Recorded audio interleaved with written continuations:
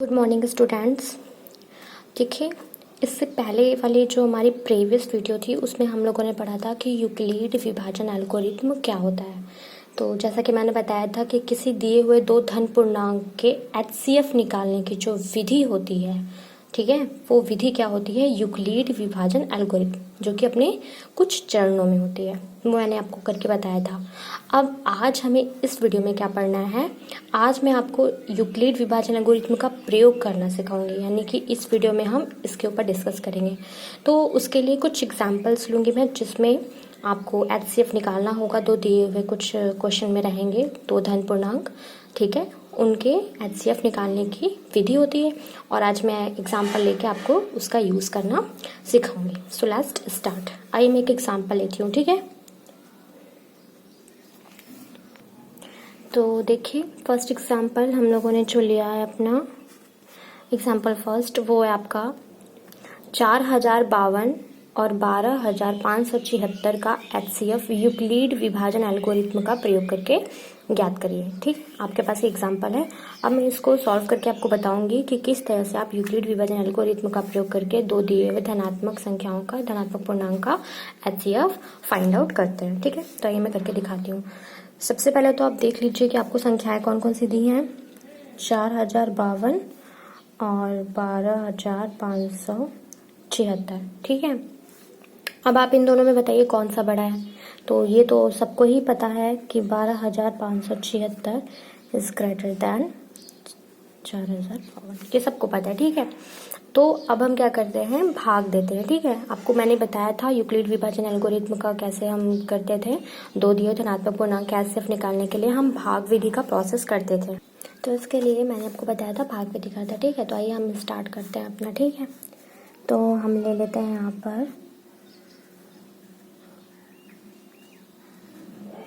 12576। ठीक है, और यहाँ पे हम उसे 4052 से भाग देना स्टार्ट करते हैं। ठीक है, तो यहाँ पर ये जाते हैं, ये 3 टाइम्स में जाएगा। तो आप कर लीजिए, आपका ये हो जाएगा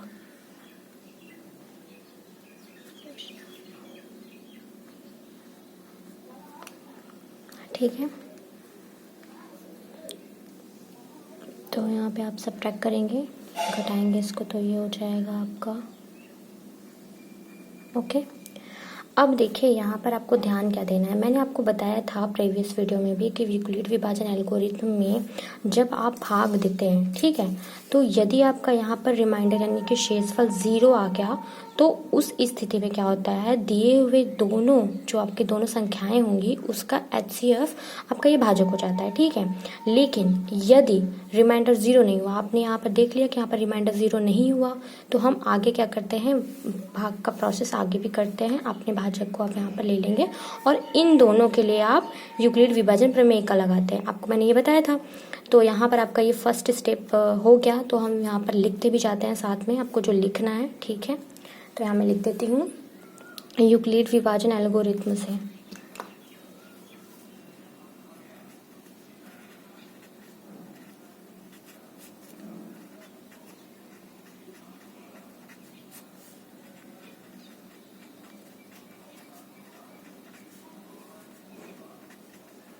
अब देखिए, यूक्लिड विभाजन एल्गोरिथम से होगा क्या। स्टेप फर्स्ट आप देखिए, मैं आपको समझाती हूँ।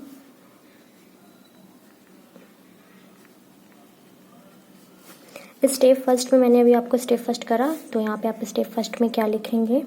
स्टेप फर्स्ट में आपका आप लिखेंगे 12576 इज इक्वल टू क्या हो जाएगा आपका, मैंने आपको बताया था ए इज इक्वल टू क्या होता था, बी क्यू प्लस आर। तो यहाँ पे कितना हो जाएगा, 4052 गुणे 3 प्लस आपका 420। जहाँ पे आपको मैंने बताया था कि यहाँ पे आप देख रहे हैं कि r नॉट इक्वल टू 0 है। ठीक है, तो अब ये प्रोसेस आप आगे भी करेंगे। तो यहाँ पे आपका फर्स्ट स्टेप हो गया, समझ में आया। आपने 12576 क्या लिखा, a is equal to B Q plus R, यानी 12576 इज इक्वल टू 4052 गुणे 3 प्लस 420। जहाँ पे आप देख रहे हैं आपका reminder r is equal to r not equal to 0। अब आप क्या करेंगे, इन दोनों के लिए यूक्लिड विभाजन प्रमेय का लगाएंगे। तो हम स्टार्ट करते हैं सेकंड। यहाँ पे आ जाएगा आपका 4052। ठीक है, अब आप फिर से ले जाएंगे, आप 9 बार में आप ले जाएंगे। ठीक है, 9 टाइम्स आप ले जाएंगे तो ये आपका हो जाएगा।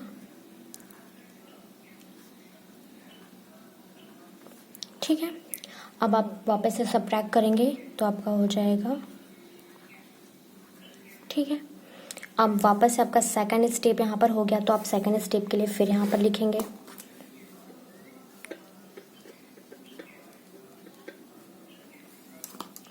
स्टेप सेकंड में देखिए आपको क्या लिखना है, 4052 इज इक्वल टू क्या लिखेंगे, 420 गुणे 9 प्लस 272। जहाँ आपको फिर दिखा कि R नॉट इक्वल टू 0, जहाँ आपका R फिर से आपने देखा कि 0 नहीं, यानी ये प्रोसेस अभी फिर आगे जाएगा। फिर आप क्या लेंगे, अभी 420 को आप अपना 420 और 272 इन दोनों को लेकर के यूक्लिड विभाजन प्रमेय का लगाएंगे। तो फिर से हम लगा देते हैं, तो यहाँ पे आ जाएगा आपका 420। ठीक है, अब फिर से आप ले जाएंगे तो देखिए आप दो बार में ज़्यादा हो जाएगा, 1 टाइम्स आप ले जाएंगे। ठीक है, अब फिर आप इसको सब्ट्रैक्ट करेंगे तो आपका हो जाएगा 148। ठीक है, आपने देखा थर्ड स्टेप में भी फिर आपका रिमाइंडर 0 नहीं हुआ, तो आप पहले अपना थर्ड स्टेप यहाँ पर लिख लीजिए। ठीक है, आपको ये साथ में लिखते जाना है, इसलिए मैं आपको लिख के बता रही हूँ ताकि आपका जो ये डाउट कुछ भी हो तो वो क्लियर हो जाए। ठीक है, इसलिए मैं आपको एक एग्जाम्पल पूरा करके दिखा रही हूँ। तो यहाँ पे आपको क्या लेना है, 420 इज इक्वल टू हो जाएगा 272 मल्टीप्लाइड बाई 1 प्लस 148। यहाँ पे भी आप दिखाएंगे कि R नॉट इक्वल टू 0 है। ठीक है, अब आप फिर से वो प्रोसेस करिए। अब आपको 272 और 148 के लिए यूक्लिड विभाजन प्रमेय का यूज़ करना है। तो यहाँ पे आप लिखेंगे 272। ठीक है, अब आप फिर से करेंगे 2 टाइम्स में फिर ज़्यादा हो जाएगा, 1 टाइम्स आप ले जाएंगे तो 148 हो जाएगा। सब्ट्रैक्ट करेंगे तो हो जाएगा आपका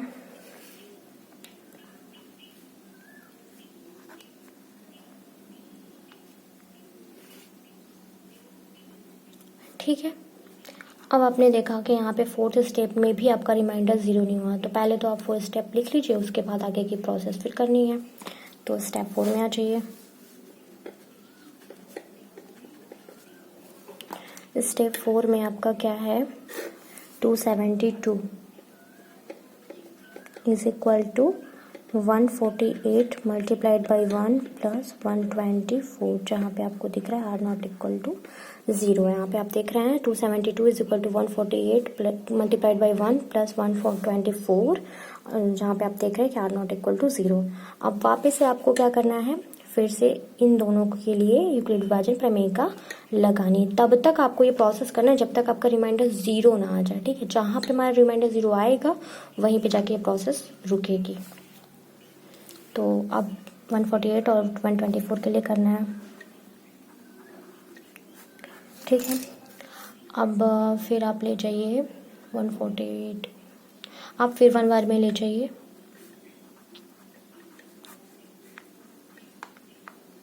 ट्वेंटी 24 है। ठीक है, अब यहाँ पे भी आपका रिमाइंडर 0 नहीं आया, आप स्टेप 5 को लिखिए और वापस से अभी आगे आपका कंटिन्यू चलेगा। तो स्टेप 5 पे आ जाता है।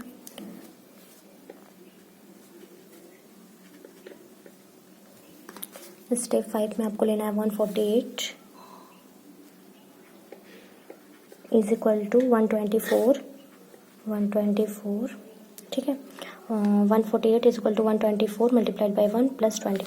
तो 148 is equal to 124 multiplied by 1 plus 24 और R नॉट इक्वल टू 0। ठीक है, अब आपको देखिए फिर प्रोसेस आगे अभी रिपीट करनी है। तो अब 124 और 24 के लिए यूक्लिड विभाजन प्रमेय का यूज़ करेंगे। तो आ जाइए फिर से करते हैं 124। ठीक है, अब आप इसे ले जाइए तो आप 6 बार में ज़्यादा होगा, 5 टाइम्स ले जाएंगे। ठीक है ना, 5 टाइम्स ले जाएंगे तो आपका आ जाएगा 120। ठीक है, तो ये हो जाएगा आपका तो ये आपका 4 आ गया। ठीक है, यहाँ पे भी आपका रिमाइंडर 0 नहीं हुआ तो आप स्टेप 6 को लिख लीजिए फिर से और फिर एक बार प्रोसेस आगे करिए। ठीक है, तो यहाँ पे स्टेप 6 में लिखती हूँ।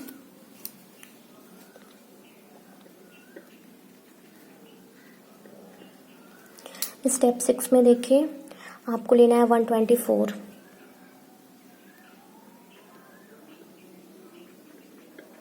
Is equal to 124 is equal to 24 multiplied by 5 plus 4। 24 multiplied by 5 plus 4। अब जहाँ पे आर क्या है आपका 0 के इक्वल नहीं है। ठीक है, अब आप फिर से रिपीट करिए। अब आप 24 और 4 के लिए फिर से यूक्लिड विभाजन प्रमेय का लगाएंगे। ठीक है, अब ले जाइए 4 6 मतलब 4 छंके 24। यहाँ पे आपका 0 आ गया। ठीक है, तो अब ये स्टेप 7 भी यहाँ लिख लीजिए पहले।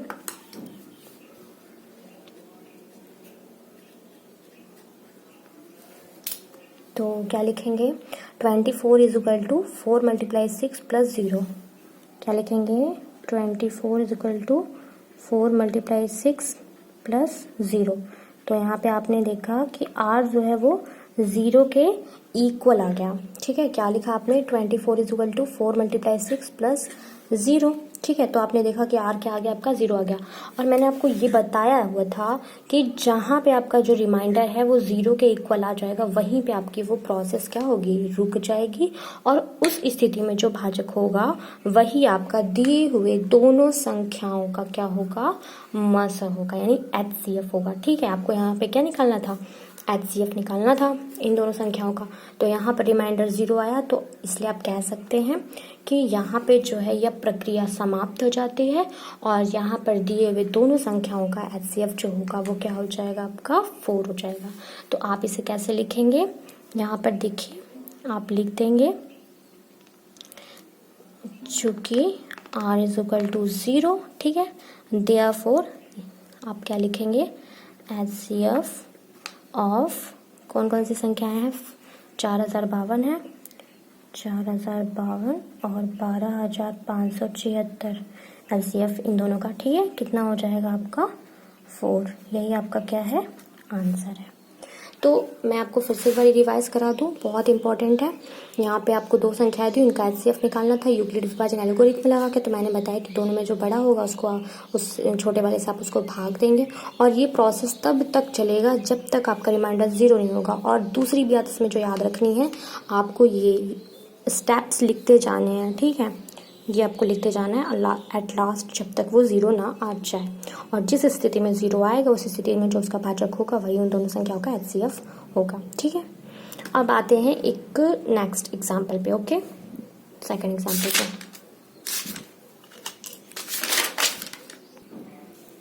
देखिए।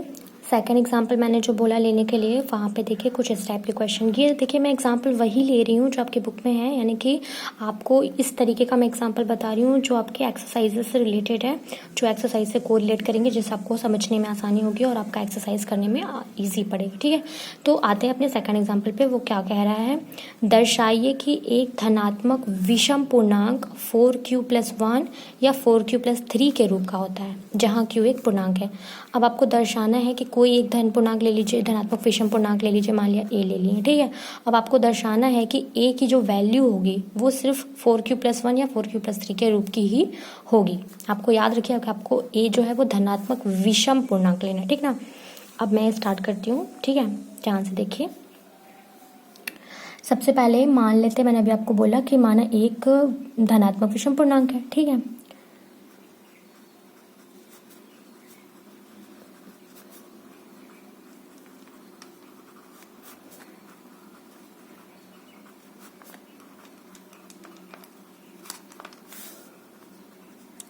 तो माना एक धनात्मक विषम पूर्णांक है और दूसरा आप जो है b ले लेते हैं 4। क्यों, क्योंकि आपको 4 के फॉर्म में लाना है। ठीक है, 4 ले गए तो माना एक धनात्मक विषम पूर्णांक a है तथा b इज इक्वल टू 4।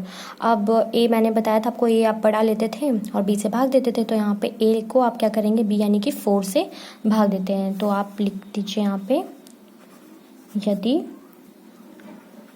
हम a को 4 से भागते हैं।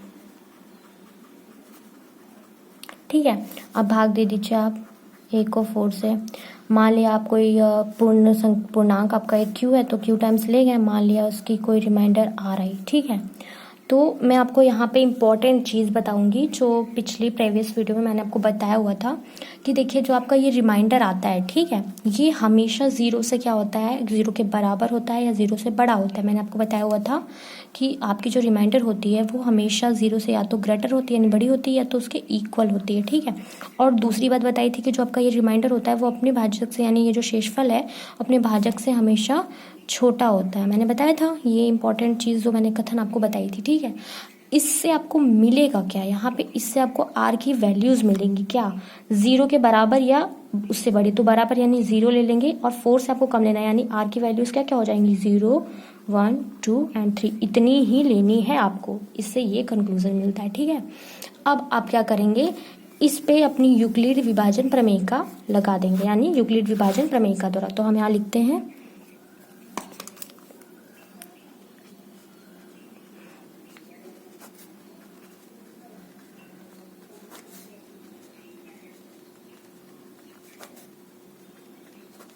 ठीक है। तो यूक्लिड विभाजन प्रमेय का द्वारा आप ए को क्या लिखेंगे, A is equal to 4q plus R लिखेंगे। मैंने आपको कई बार ये बता दिया है, अब तक आपको याद भी हो गया होगा। A is equal to 4q plus R, जहाँ पे मैंने आपको बताया जहाँ आर की वैल्यूज आपको क्या लेनी है, 0, 1, 2 एंड 3 लेनी है, ठीक है। यहाँ तक क्लियर हो गया। तो आपको अब ये वैल्यूज जो आर की हैं, ठीक है, ये वैल्यूज आपको इसमें पुट करनी है और ए के संभावित मान निकालने, ठीक है। तो यहाँ पे आप लिख सकते हैं देयरफॉर ए के संभव मान।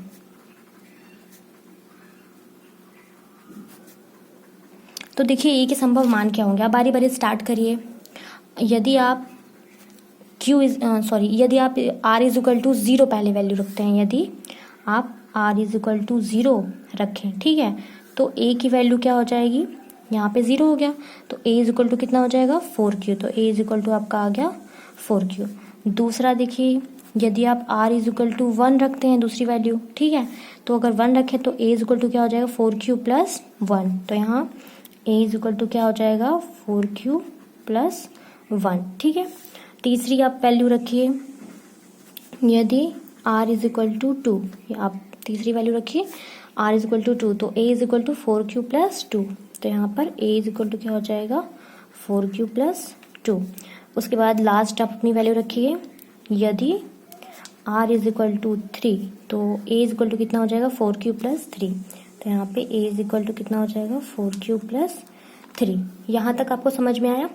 अब देखिए आपको क्या समझना है, यहाँ पर एक बहुत ही इम्पोर्टेंट आपको चीज़ समझनी है, वो है कि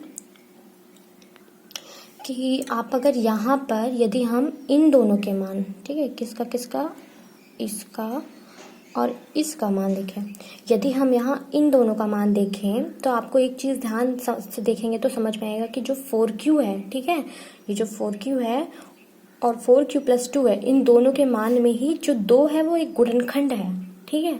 कैसे है, इट मीन्स अगर आप 4q देखें, ध्यान से समझिएगा, अगर आप 4q देखें तो 4q को आप 2 इंटू 2q लिख सकते हैं, जहाँ पर आपको दिखा कि 2 एक गुणनखंड है, ठीक है। उसी तरह से अगर आप 4q प्लस 2 लेते हैं तो भी आपको 2 और क्या मिलेगा, 2q प्लस 1, यानी कि 2 दोनों में ही आपको क्या मिल रहा है, एक गुणनखंड मिल रहा है ना।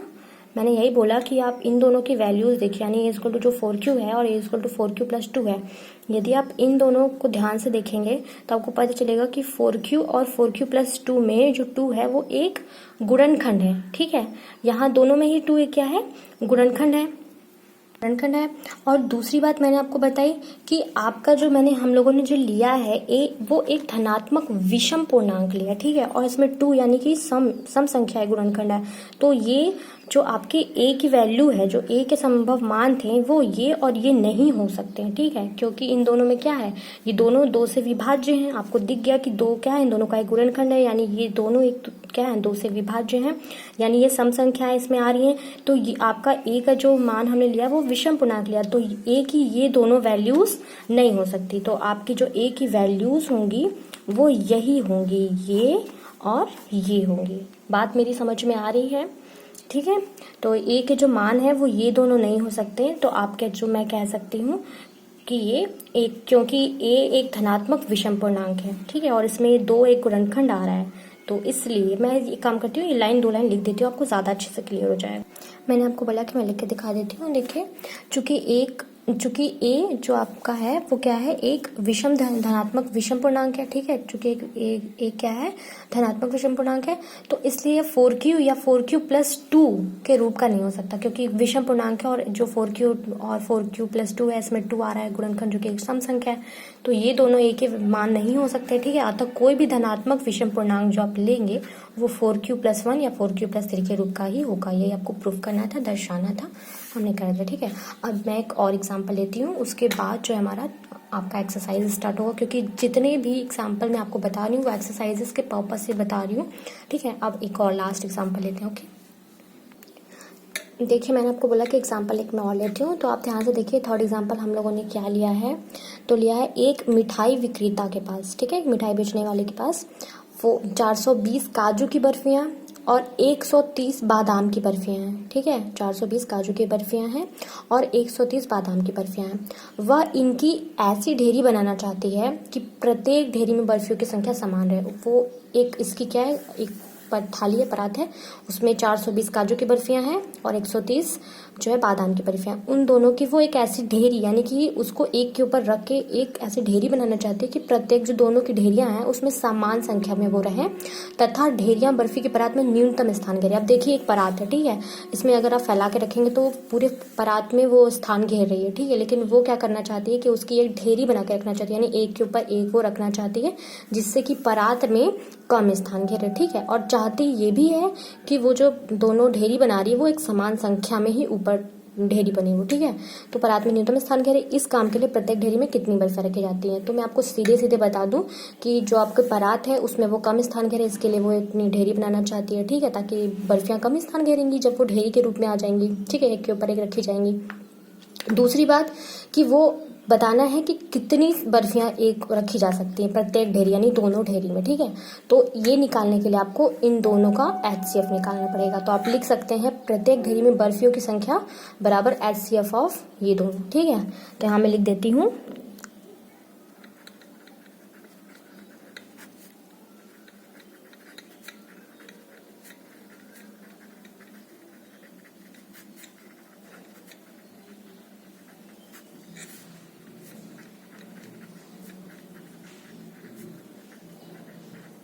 ठीक है।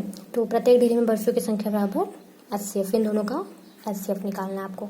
और इसके लिए क्या करना है आपको, यूक्लिड विभाजन एल्गोरिथ्म का प्रयोग करना है। यहाँ पे तो हो नहीं पाएगा, मैं नेक्स्ट पेज में आपको करती हूँ। तो मैं यहाँ पे करती हूँ आपको, ठीक है। आपको HCF निकालना है, तो आपको ये बात तो उसमें दिख ही रही है कि जो आपका 420 है वो आपका 130 से क्या है, ग्रेटर है। तो भाग दीजिए और आप यूक्लिड विभाजन एल्गोरिथ्म से स्टार्ट करते हैं, ठीक है। तो आप ले लीजिए 420, इसे आप जो है भाग दीजिए 130 से, ठीक है। अब देखिए, आप इसे ले जाइए 3 टाइम्स ले जाइए, ठीक है। तो ये हो जाएगा आपका, ठीक है। अब मैंने आपको बताया कि स्टेप फर्स्ट आपका यहाँ पर रिमाइंडर यानी शेषफल 0 नहीं आया, ठीक है, तो आपको आगे प्रोसेस करना है। साथ ही मैंने बताया था कि यूक्लिड विभाजन एल्गोरिथ्म के स्टेप्स यहाँ पे लिखने होते हैं, तो मैं यहाँ पे लिख देती हूँ साइड में, ठीक है।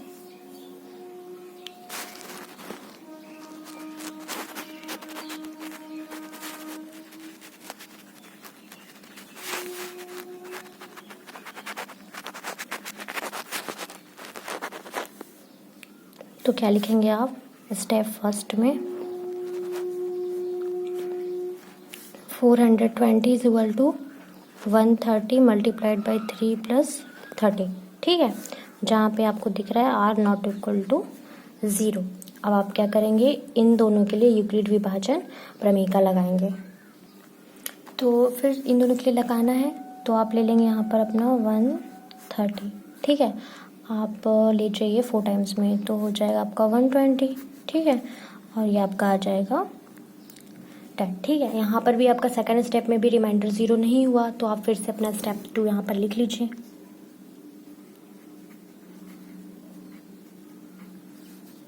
कितना हो जाएगा, 130 is equal to 30 multiplied by 4 plus में 10, यहाँ पे भी आपका r नॉट इक्वल टू 0 हुआ। आप फिर से इन दोनों के लिए अब लगाएंगे तो यहाँ पे आप ले लेंगे 30 और 3 टाइम्स में ये तो पूरा कट हो जाएगा। तो यहाँ पर जाके आपका रिमाइंडर 0 आया, तो देयरफॉर हम कह सकते हैं कि इन दोनों का HCF क्या होगा, 10 होगा। ठीक है, इस स्थिति में, क्योंकि जिस स्थिति में शेषफल 0 है उस स्थिति में कितना है भाज्य, यहाँ पे 10 है। ठीक है, तो आप लिखेंगे ये स्टेप, यहाँ पे भी लिख लीजिए स्टेप 3।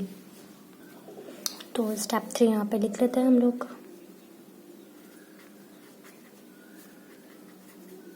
तो कितना है यहाँ पर आप लिखेंगे 30 is equal to 10 multiplied by 3 plus 0, 10 multiplied by 3 plus 0। यहाँ पे आपका r कितना हो गया, 0 हो गया। ठीक है, तो जब आपकी r 0 हो गई तो आप कह सकते हैं therefore HCF of 420 and 130 is equal to कितना हो जाएगा आपका 10। ठीक है, तो आप कह सकते हैं कि अतः प्रत्येक ढेरी में बर्फियों की संख्या कितनी होगी, 10 होगी। तो आप लिखेंगे अतः प्रत्येक ढेरियों में बर्फियों की